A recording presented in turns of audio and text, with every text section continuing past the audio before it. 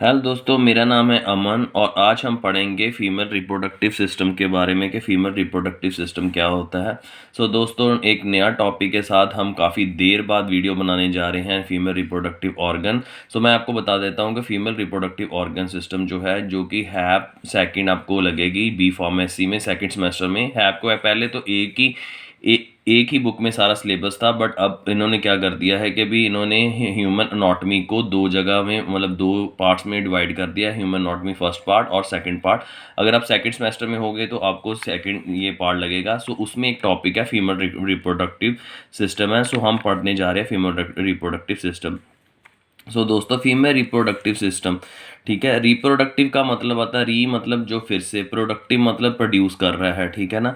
बार बार produce कर रहे हैं। क्या प्रोड्यूस कर रहे हैं? ओवम प्रोड्यूस कर रहे हैं। क्या ओवम प्रोड्यूस होगा तो फर्टिलाइजेशन होगी, ठीक है ना। हम इसका मेन फंक्शन पहले देख लेते हैं। इसका मेन फंक्शन क्या है रिप्रोडक्टिव सिस्टम का, कि ये ओवम को रिलीज करता है। कहाँ से? ओवरी से। हम आगे डायग्राम भी आएगी, वो भी पढ़ेंगे।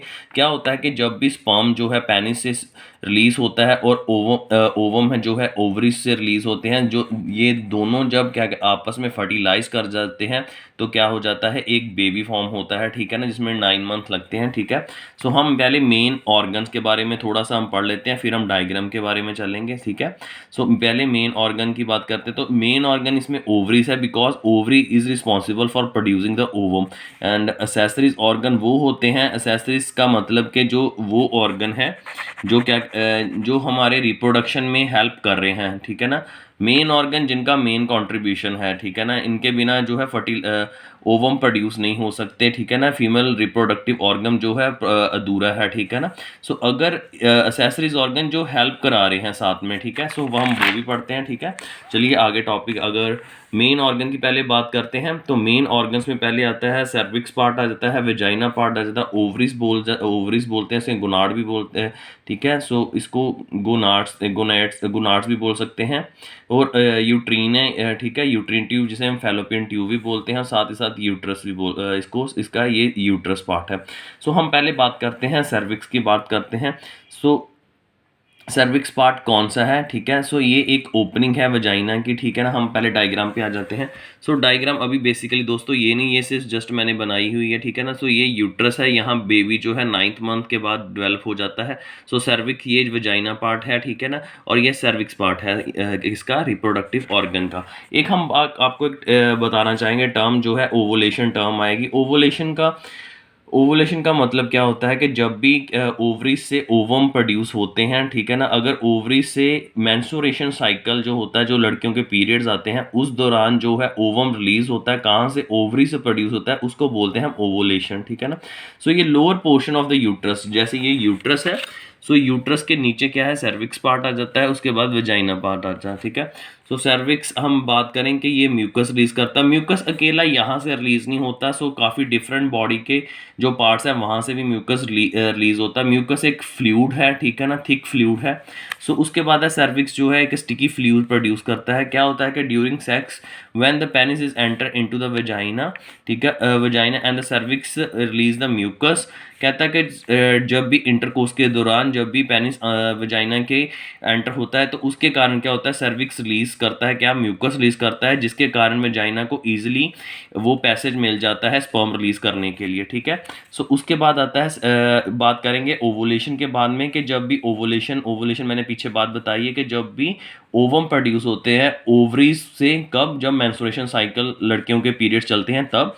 उस केस में भी क्या कहता है सर्विक्स जो है ओवुलेशन के time cervix release estrogen hormone produce करता है। दोस्तों, हार्मोन के बारे में भी अगर मैं आपको एक वीडियो बनाऊंगा एंडोक्राइन सिस्टम, उसमें मैं आपको ये बता देता हूँ एक कि भी ये जैसे जो ग्लैड्स होते हैं जो ग्रुप ऑफ टिश्यूज होते हैं जिससे जो है हार्मोन प्रोड्यूस होता है। और एक तो हार्मोन प्रोड्यूस होगा, एक ये तो हार्मोन प्रोड्यूस होता है जिसको हम ग्लैड्स बोल देते हैं, ग्रुप ऑफ टिश्यूज को। ये क्या प्रोड्यूस करते हैं? ये प्रोड्यूस करते हैं हार्मोन, ठीक है।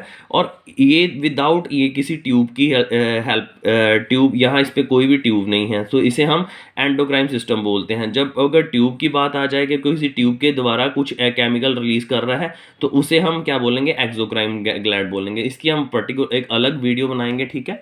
सो उसके बाद क्या है कि fertilization cervix help in the entry of sperm. मैंने ये आपको बता ही दिया है कि ये कैर्विक्स क्या है, कि भाई ये एक फ्लूइड है, कैर्विक्स एक यहाँ पार्ट है जो कि म्यूकस रिलीज करता है, और इस म्यूकस की हेल्प से क्या होता है कि जो पेनिस की एंट्री इजी हो जाती और स्पर्म जो है रिलीज हो जाता है, और उसके बाद वो यूट्रस की जो एंट्रोमीट्रियम वॉल होगी, जो उसकी इनर लेयर है, एंट्रोमीट्रियम लेयर होगी, वहाँ से जो ओवम है वो स्टिक कर जाएगा।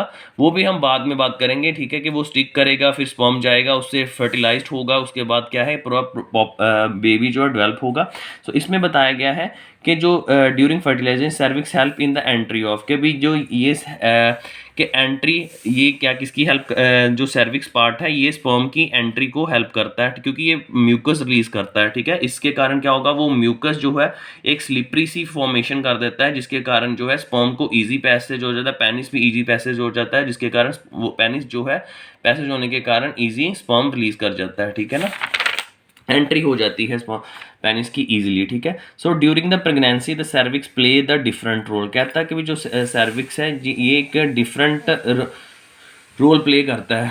मेन ये अगर देखो, ये सर्विक्स जो हमने पीछे पार्ट पढ़ा था जो यूट्रस के नीचे है, एक तो ये है कि भी इसमें बताया गया है कि provide the passage to the baby, के भी ये जब फ्लूइड प्रोड्यूस होगा, जब डिलीवरी होगी किसी भी लेडी की, तो ये फ्लूइड जो हेल्प करेगा बेबी को मूव आउट होने से, कहाँ से, वेजाइना के पैसेज से, ये क्या है बेबी जो हो आउट हो जाएगा, और सर्विक्स जो है जो म्यूकस प्रोड्यूस करेगा उसके कारण वो स्लिपर हो जाएगा और बेबी जो इजीली डिलीवर हो जाएगा, ठीक है, ड्यूरिंग डिलीवरी और प्रेगनेंसी, ठीक है। सो वेजाइना की बात करते हैं। सो वेजाइना जो है एक मस्कुलर क्या कहते हैं पार्ट है, इसकी मतलब 2 से 3 लेयर हैं, ठीक है। सो ये एक ओपनिंग है, ठीक है, यूट्रस की ओपनिंग कह सकते हैं। इसकी जो 3 लेयर है हम उसके बारे में बात करेंगे। सो इसमें जो है पहले आता है लीबिया मेजोरा आता है, जो कि मेजोरा मतलब मेजर लेयर है, जो आउटर मोस्ट लेयर है, ये लिप्स, इसको डबल लेयर भी कह सकते हैं, इधर से भी है इधर से भी लेयर है मस्कुलर लेयर, इसको आप वेजाइना लिप्स भी बोल सकते हैं, ये ग्रेटर लिप्स भी बोलते हैं, ठीक है ना। सो यहाँ पर एक ग्लैड्स भी होते हैं, ठीक है। ये ग्लैड्स क्या करते हैं, ये ग्लैड हेल्प करते हैं in the sticky fluid, the fluid help in the entry of the penis. ये जो यहाँ पर जो ग्लैड्स होते हैं इसे बोलते हैं बैथ्रोलिन ग्लैड्स होते हैं, यहाँ पर ही प्रेजेंट होते हैं, और ये भी क्या करते हैं एक स्टिकी फ्लूइड प्रोड्यूस करते हैं, जिसके कारण एंट्री जो है पेनिस की ईजिली हो जाती है वेजाइना में, ठीक है। सो ये क्या, इसको ग्रेटर लिप्स भी बोलते हैं। ये तो हम बात कर रहे थे कि ये जो आप इसको डायग्राम को अच्छी तरह देख लीजिए, ठीक है। सो हम बात कर रहे हैं वेजाइना की बात कर रहे हैं। सो वेजाइना की 3 लेयर हैं, ठीक है ना। सो वेजाइना जो एक है वो 2 से 3 लेयर कंसिस्ट करता है, और ये जो है मस्कुलर पार्ट है, इसे हम ग्रेटर लिप्स भी बोलते हैं, और इसके कारण ये जो है ये एक ओपनिंग है यूट्रस की, जिसमें क्या कहते हैं पेनिस की एंट्री होती है और स्पर्म जो है इजीली रिलीज हो जाते हैं। उसके बाद ये पहली लेयर आ गई है लीबिया मेजोरा, ठीक है, ये लेयर है लीबिया मेजोरा, इसकी फर्स्ट लेयर हमने बता दी। उसके बाद हम बात करेंगे, उसके बाद हम बात कर रहे हैं लीबिया माइनोरा। माइनोरा मतलब जो माइनर लेयर है, ठीक है, इसको हम लेसर लिप्स भी बोलते हैं, और ये यहाँ पर इन्होंने बताया कि no hair is present on the labia minora, कोई हेयर्स प्रेजेंट नहीं होंगे, ठीक है। मैं इसको आप बता भी देता हूँ एक बार, डायग्रामेटिकली जितना देखेंगे उतना आपको समझ लगेगा।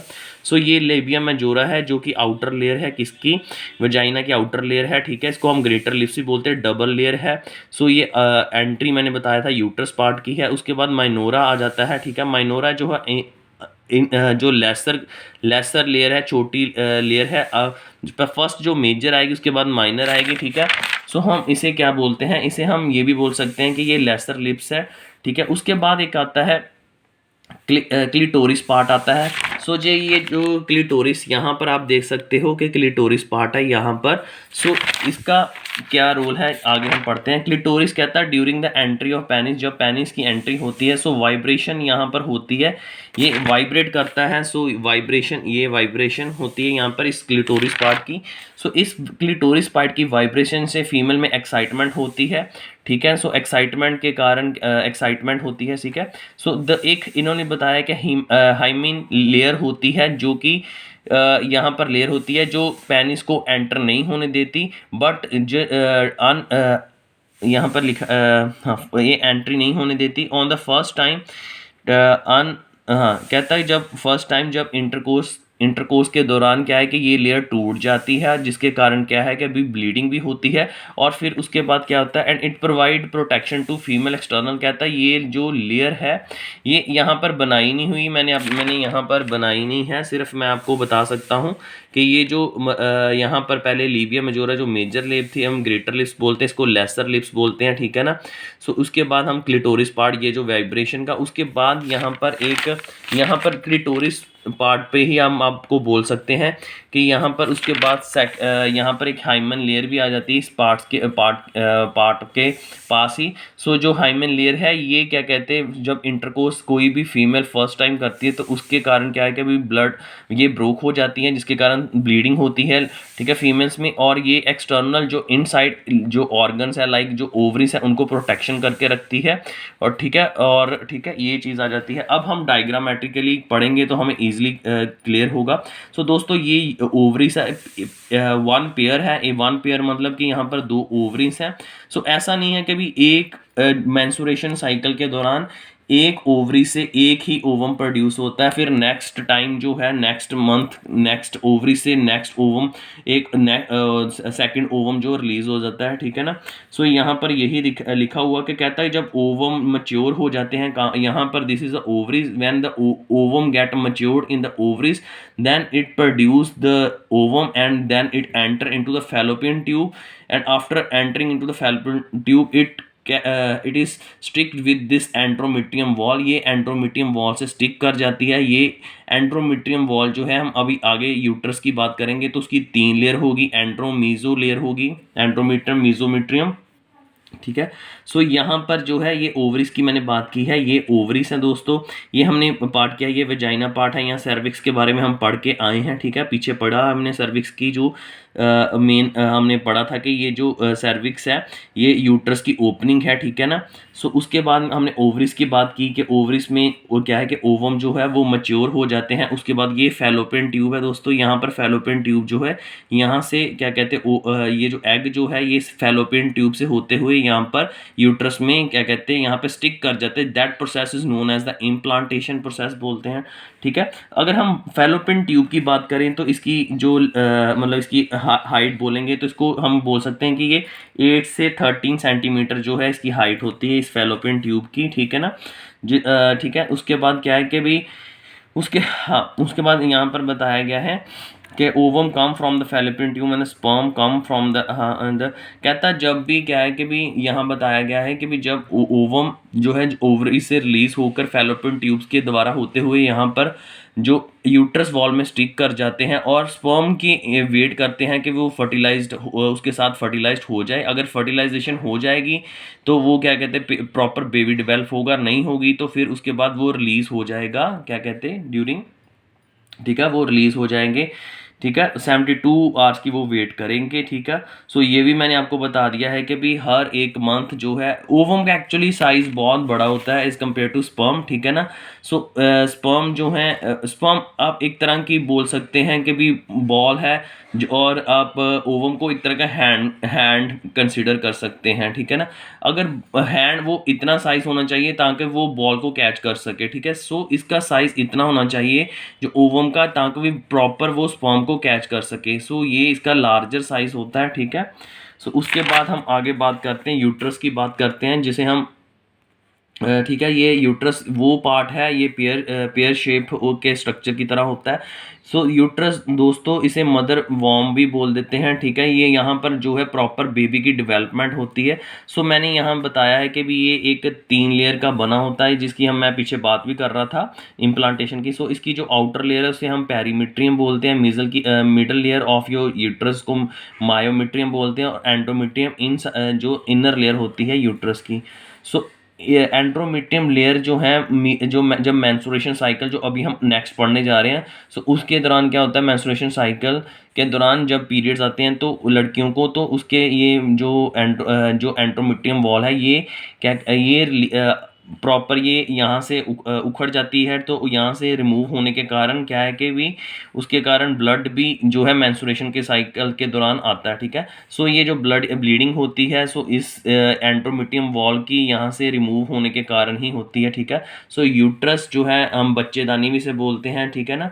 सो यहाँ पर ये प्रॉपर बेबी की डेवलपमेंट होती है इस यूट्रस पार्ट के अंदर, क्योंकि मैंने इसके बाद ही हमारा यहाँ सर्विक्स पार्ट आ जाता है, उसके बाद नीचे इसके वेजाइना पार्ट आ जाता है, ठीक है। सो अगर फ्यूजन कहता है कि भी fusion of fertilized ovum attach to the endometrium, कहता है जो फ्यूज्ड जो यहाँ पर एंट्रोमीटियम मैंने आपको बताया था। तो अगर हम बात करें तो यहाँ पर एंट्रोमीटियम वॉल है, सो यहाँ से होते हुए जो ओवम ओवरी से रिलीज होकर फैलोपियन ट्यूब से जाते हुए यहाँ पर जो एंट्रोमीटियम वॉल है यहाँ से स्टिक कर जाता है, and that process is known as the implantation, इसे बोलते हैं, ठीक है। और नो ओवम कहता है जब भी no ovum can produce in the implant, कहता है जब यहाँ पर एक बार स्ट्रिक कर गया तो उसके बाद ना तो कोई ओवम प्रोड्यूस करेगा और ना ही यहाँ पर क्या कहते हैं, अगर स्टिकिंग हो गई है, ठीक है, उसके बाद हाँ जब यहाँ पर स्टिक कर गया, अगर तो कोई यहाँ पर स्पर्म आके उस ओवम के साथ फर्टिलाइज हो जाता है तो वो उस प्रोसेस को फर्टिलाइजेशन बोलते हैं और बेबी की डेवलपमेंट शुरू हो जाती है, और उस केस में 9th मंथ तक जो है फीमेल के पीरियड स्टॉप हो जाते हैं, ठीक है ना। सो ये चीज़ प्रोसेस होती है। आफ्टर जब बेबी की डिलीवरी हो जाती है तो फिर से मेंस्ट्रुएशन साइकिल जो है फीमेल्स में कंटिन्यू हो जाते हैं, ठीक है। सो अब हम पढ़ेंगे मेंस्ट्रुएशन साइकिल के बारे में, पीरियड्स के बारे में बात करेंगे, ठीक है। सो ये जो है ये एक लास्ट लेयर ऑफ, मैंने आपको बोल दिया था, जैसे मैंने आपको बताया था कि ये जो एंट्रोमीटियम वॉल है, जो यूट्रस की एंट्रोमीटियम वॉल है, ये क्या है, यहाँ से रिमूव हो जाती है, डिस्चार्ज होती है, जिसके कारण लड़कियों को ब्लीडिंग्स भी होती है, ठीक है। सो ये 28 डेज़ का मेंस्ट्रुएशन साइकिल है। एक यहाँ पर मिनार्क एक टर्म आएगी, मिनार्क का मतलब है, मीनार जैसे पहले क्या होता था कि भी जो लड़कियों को 14 to 15 मतलब ईयर्स की जब होती थी तो उनको पीरियड्स आते थे, बट अब क्या है कि भी टेक्नोलॉजी के कारण क्या है कि भी काफ़ी अब जो है पीरियड्स का जो है 11 to 12 ईयर की लड़कियों को ही पीरियड्स आ जाते हैं, ठीक है ना। सो उसके बाद क्या है कि भी क्योंकि जैसे कि भी अब लोग इंटरनेट की मतलब कि इंटरनेट को फॉलो करते हैं, तो उसके कारण हार्मोन जो रिलीज़ होते हैं लड़कियों में, वो जो पहले 14 to 15 ईयर में, क्योंकि पहले तो इतनी टेक्नोलॉजी नहीं थी, तो अब क्या है कि भी जो जितनी भी ये सब देखने के कारण उनमें जो है मैच्योरिटी जल्दी आ जाती है, ठीक है। सो मीनोपॉज एक ऐसा प्रोसेस है जिसमें क्या है कि लड़कियों के पीरियड्स जो हैं वो बंद हो जाते हैं, ठीक है, उसके बाद फर्टिलाइजेशन नहीं होती। सो ये भी एक बायोलॉजिकल प्रोसेस बोल सकते हो। 50 to 55 ईयर तक उसके बाद मेंस्ट्रुएशन साइकिल जो स्टॉप हो जाते हैं। अगर हम मेंस्ट्रुएशन साइकिल की बात करें तो मेंस्ट्रुएशन साइकिल जो है इसके 3 फेज़ होते हैं। तो इसकी बात करें तो पहला है फॉलिकुलर फेज़ है, उसका ऑल्फैक्टरी फेज़ है और पोस्ट ऑल्फैक्टरी फेज़ है। जो पहला फेज़ होगा उसमें दोस्तों क्या होगा कि जो ओवम बनेंगे वो ओवम जो ओवरी से बनने शुरू हो जाएंगे, मतलब जो पहले 13 दिन होंगे उसमें क्या होगा कि यहाँ से ये जो ओवरी है इसमें ओवम बनने शुरू हो जाएंगे, 13 डेज़ लगेंगे, ठीक है। सो उसके बाद ऑल फैक्ट्री फेज ये होता है कि भी उसके बाद जो अगले 13 दिन के बाद क्या है 15 to 28 डेज तक ये फैलोपियन ट्यूब में ही यहाँ पर रहेंगे, ठीक है। सो हम थोड़ा सा कैमरा मूव करके है। सो पहले हमने बताया था कि मेंस्ट्रुएशन साइकिल के 3 फेज होते हैं। सो पहला फेज होता है फॉलिकुलर, इसमें फॉलिकुलर फेज में हम प्री ऑल्फैक्टरी फेज भी बोल सकते हैं। सो ये फेज वो होता है जहाँ हम जब ओवम जो है यहाँ पर ओवरीज में बनना शुरू हो जाते हैं। सो ये 13 दिन का टाइम लेगा। उसके बाद आगे जो टाइम होगा उसके बाद 14 टू टाइम है 50, हाँ ठीक है, फर्स्ट 13 डेज तो इसको ही लग जाएंगे ओवम को बनने के लिए, आगे 15, ठीक है। उसके बाद जो है 15 to 28 डेज जो होंगे, ठीक है ना। 15 क्या आ गया क्योंकि फर्स्ट 13 डेज तो वहाँ ओवम में ही लग गए ओवरी को ओवरीज को ओवम बनाने के लिए। उसके बाद जो ऑल्फैक्टरी फेज होगा इसमें क्या होगा कि भी जो 15 से 28 दिन तक जो कह सकते हो कि भी ऑलमोस्ट कह सकते हैं 15 से थोड़े से कम ही है, 13-14 दिन ही होंगे, ठीक है ना। सो हाँ, सो इस केस में क्या होगा कि ये पहले यहाँ पर टाइम जो ओवम बने हैं जिसे हमने फॉलिकुलर फेज बोला था हमने, हाँ फॉलिकुलर जो फेज होगा पहले तो यहाँ पर क्या है कि ओवम बने ओवरीज में, उसके बाद जो है सेकंड हमारी जो फेज़ आएगा उसे हम ऑल्फैक्टरी फेज़ बोलते हैं, जिसमें यहाँ पर जो है ये इस फेज़ में क्या होता है कि भी यहाँ पर आगे फिर वो यहाँ से इस फैलोपियन ट्यूब में ओवम आ जाते हैं, और नेक्स्ट फेज़ हो जाता है हमारा, नेक्स्ट फेज़ जो लास्ट फेज़ है जिसे हम बोलते हैं ऑल्फैक्टरी फेज़ बोलते हैं, ठीक है ना। फॉलिकुलर में जो है वो अपने फॉलिकुलर, हाँ, इसे हम पोस्ट ऑल्फैक्टरी फेज बोलते हैं, ठीक है ना। सो पहले आएगा एक ऑल्फैक्टरी फेज। अब मैं यहाँ पर आपको डायग्रामेटिकली अच्छा समझाता हूँ। सो पहले क्या है कि भी जब भी जो 3 फेज होंगे, ठीक है, 28 डेज के, वो पहले क्या होगा कि 13 दिन तो यहाँ पर ओवम बनेंगे ओवरीज में। उसके बाद जो ऑल्फैक्टरी फेज है, ये जो ओवम होगा इस फैलोपियन ट्यूब से टाइम यहाँ पर पैसेज, यहाँ पर इतना इसको टाइम लग जाएगा यहाँ पर मूव करते। फिर उसके बाद जो पोस्ट ऑल्फैक्टरी फेज है उसको बाद ये यहाँ पर आ जाएगा ओवम, और यहाँ पर जाके स्टिक कर जाएगा, जिस प्रोसेस को हमने इम्प्लांटेशन बोला है, ठीक है। तो ये 3 फेज हैं, ठीक है। सो यही दोस्तों, फिर उसके बाद क्या है, जब एंड्रोमेट्रियम वॉल से वो जो आपका ओवम जो है वहाँ स्टिक कर जाएगा, और वो एटलीस्ट 24 आवर्स तक वेट करेगा। अगर तो 24 और 2 to 3 डेज, मतलब 72 आवर्स तक वेट करेगा कि अगर कोई स्पर्म आता है उसके साथ फर्टिलाइज कर जाता है तो प्रॉपर बेबी की डेवलपमेंट जो होती, नहीं तो वो एंड्रोमेट्रियम जहाँ वॉल रिमूव हो रही थी वो स्पर्म भी वहाँ से ही जो ओवम है जो एंड्रोमेट्रियम वॉल में लगा है वो भी वहाँ से निकल जाएगा ब्लड की पैसेज के साथ ही, ठीक है। सो ओजेनेसिस क्या होती है दोस्तों? ओजेनेसिस का मतलब होता है कि जो ओवम बन रहे हैं ओवरी से, उसे ओजेनेसिस बोलते हैं, ठीक है ना। सो यहाँ ये एक प्रोसेस है जिसे हम ओजेनेसिस जो है ये इसके 5 स्टेप्स हो जाते हैं। सो पहले क्या होता है कि जर्म साइड्स हैं, ऐसे ही नहीं कि भाई सीधा ही जो है कि भाई ओवम सेल्स बन जाते हैं, पहले जर्म सेल की फॉर्मेशंस होती है। सो ये डिप्लॉयड सेल्स पहले बनाते हैं। डिप्लॉयड ये जो इसको एपिथेलियम सेल्स भी बोलते हैं, ठीक है ना। सो ये आगे प्राइमरी सेल्स बनाते हैं, आगे प्राइमरी जो आगे सेकेंडरी सेल्स को प्रोड्यूस करते हैं। और क्या होता है कि मैं यहाँ पर डायग्रामेटिकली आपको थोड़ा सा बता देता हूँ, यहाँ पर देखिए। सो ये है कि भी जब प्राइमरी सेल्स बनते हैं, ये जर्म सेल्स हैं जो कि ओवम बनाते हैं, ठीक है ना। सो ये प्रोसेस जो ओवरीज का ओवम बनना, उस प्रोसेस को हम बोलते हैं ओजेनेसिस। ये 5 स्टेप्स में है। पहले जर्म सेल्स बनते हैं। जर्म सेल्स जो होते हैं ये मेन क्या करते हैं, ये जर्म सेल्स आगे डिप्लॉयड सेल्स बनाते हैं, मतलब 2 सेल, डिप्लॉयड मतलब 2 सेल्स बनते हैं। डिप्लॉयड आगे प्राइमरी सेल्स बनाते हैं जिसे प्राइमरी ओसाइट्स बोल सकते हैं, ठीक है। पहले डिप्लॉयड ओसाइट्स बनते हैं, फिर उसके बाद प्राइमरी ओसाइट्स बनते हैं। सॉरी, पहले डिप्लॉयड सेल्स बनेंगे। डिप्लॉयड सेल जो है वो डिप्लॉयड सेल ये हो गया, ये आगे प्राइमरी ओसाइट्स बनाएगा। प्राइमरी जो है आगे फर्दर सेकेंडरी ओसाइट्स बनाएंगे। सेकेंडरी जो जब सेल्स बन जाएंगे वो एक लेयर फॉर्मेशन करते हैं, ठीक है ना। सेल जो है लेयर फॉर्मेशन बोलते हैं जिसे हम ग्राफिकल फॉलिकल्स बोलते हैं। और वो ग्राफिकल फॉलिकल्स जो है आगे वो सेल की कवरिंग होती है, और ये जो सेल की लेयर होती है ग्राफिकल फॉलिकल्स, जो डेवलपमेंट ऑफ जो हमने सेल्स बनाए, जो सेल्स बने थे, ठीक है ना। सो फाइनली क्या होता है कि पहले जो जर्म सेल्स थे वो आगे उसको हमने डिप्लॉयड सेल बोला, उसने आगे क्या कहते हैं प्राइमरी ओसाइट्स बनाए, प्राइमरी ने आगे सेकेंडरी ओसाइट्स बनाए, और सेकेंडरी ने हेल्प की हमारी ग्राफिकल फॉलिकल डेवलपमेंट की। और ग्राफिकल फॉलिकल जब डेवलप हो जाती है तो उसके बाद क्या होता है, और जब ये ग्राफिकल फॉलिकल्स जो है ये ग्राफिकल सेल्स की लेयर होती है, और ये जो सेल्स है ये आगे ओवम को रिलीज करते हैं, कहाँ से? ओवरीज से, ठीक है ना। तो ये एक प्रोसेस है जिसे हम बोल सकते हैं कि भी ये ओजेनेसिस का 5 स्टेप्स जो हैं ओजेनेसिस के, आप सिंपल याद रखें कि एक सेल्स है, ठीक है, अभी ओवम बने नहीं, सेल्स थे। सो सेल जो हैं वो प्रोड्यूस करेंगे, क्या कहते हैं, वो आगे डिप्लॉयड सेल प्रोड्यूस करेंगे। डिप्लॉयड मतलब 2 सेल्स होंगे, 2n। वो आगे फर्दर प्रोड्यूस करेंगे प्राइमरी ओसाइट्स, प्राइमरी जो ये एन हम इसको अकेले को, ये आगे एन जो है आगे फर्दर डिवीजन का बना देंगे, इसे हम सेकेंडरी ओसाइट्स बोल देंगे।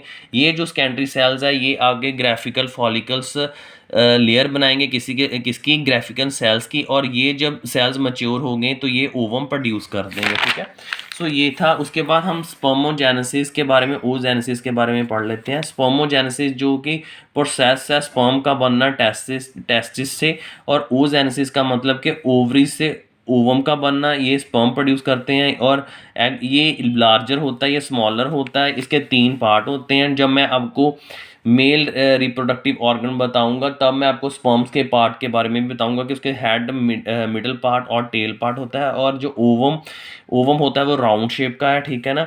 सो सिर्फ इनमें यही सिमिलैरिटी है कि भी ये एक मतलब जो स्पर्म जो होते हैं और ओवरीज होते हैं, इनमें यही सिमिलैरिटी है कि ये जो है फिर अपने अपने जो रिप्रोडक्टिव ऑर्गन्स जो होते हैं उनसे प्रोड्यूस होते हैं। जो मेल का रिप्रोडक्टिव टेस्टिस है वो प्रोड्यूस करते हैं जो मेल का रिप्रोडक्टिव ऑर्गन है, और जो फीमेल का रिप्रोडक्टिव ऑर्गन है ये प्रोड्यूस करते हैं, ओवम प्रोड्यूस करते हैं, ठीक है। सो इम्प्लांटेशन का मैंने आपको बता दिया था सारा, कि भी जब भी जो एंट्रोमिटियम यूट्रस की वॉल है, जो इनर वॉल है, वहाँ से 24 आवर, ठीक है, मैंने लास्ट टाइम 24 आवर तक वो अटैच रहते हैं। उसके बाद वो 72 आवर तक वेट करेंगे, ठीक है ना, मतलब कि वो जो ओवम होगा वो एंट्रोमिटियम में स्टिक कर जाएगा, और उसके बाद क्या है कि स्टिक करने के बाद uterus and fused with the 70 और कहता भी attach to ovum is attached to 24 hour with a layer of the uterus and fuse with ठीक है। तो ये जो है मैं आपको बता देता हूँ, हाँ। सो ये जो पार्ट है, यहाँ से जब ओवरी से ओवम रिलीज हुए, फैलोपियन ट्यूब में आए, और यहाँ पर क्या था कि जो एंट्रोमिटियम यूट्रस की वॉल थी, यहाँ पे आके ये स्टिक कर जाएगा। सो स्टिक करने के बाद वो 72 आवर तक वेट करे, कोई स्पर्म आता है तो उसके साथ फर्टिलाइज करता है, अगर नहीं होगा तो वो एंट्रोमिटियम वॉल के साथ साथ वो एग भी रिलीज हो जाएगा, ठीक है। सो यही था। उसके बाद हमने बात करनी है एक प्रोसेस ऑफ फर्टिलाइजेशन।